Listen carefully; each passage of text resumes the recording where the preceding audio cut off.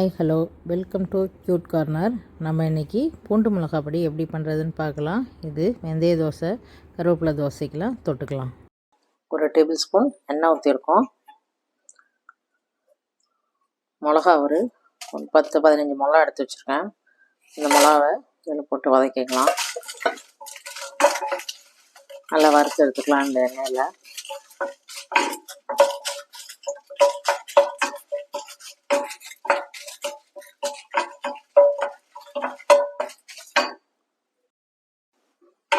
இந்த அளவுக்கு வறுத்து எடுத்துக்கலாம்.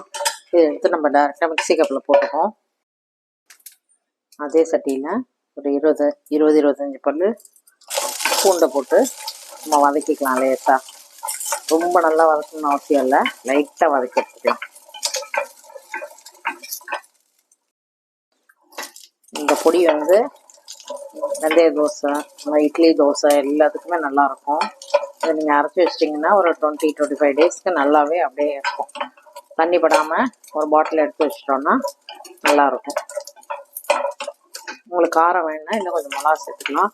பூண்டு போடுறதுனால கொஞ்சம் காரம் கம்மியாக தான் போட்டுருக்கோம்.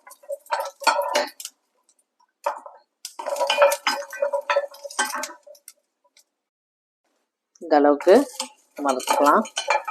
இதை அப்படியே வதக்கிட்டு நம்ம அடுப்பு ஆஃப் பண்ணிட்டு அந்த சூட்லேயே இருக்கட்டும் கொஞ்ச நேரம். மிளகா வறுத்து வச்சோம்ல, அதுக்கு பொடிக்கு தேவையான அளவுக்கு உப்பு போட்டுக்கலாம்.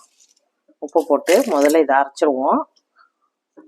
இது எல்லாமே ஆற வச்சு அரைக்கணும். இதை அரைச்சிடலாம், அதுக்கப்புறமா பூண்டை போட்டு அரைச்சிப்போம். முதல்ல இந்த அளவுக்கு அரைச்சி எடுத்துக்கணும்.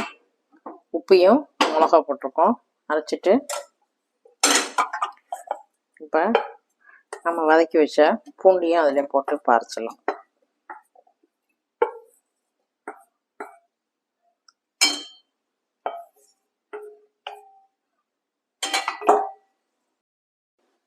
இந்த அளவுக்கு நம்ம நல்லா அரைச்சி எடுத்துக்கலாம்.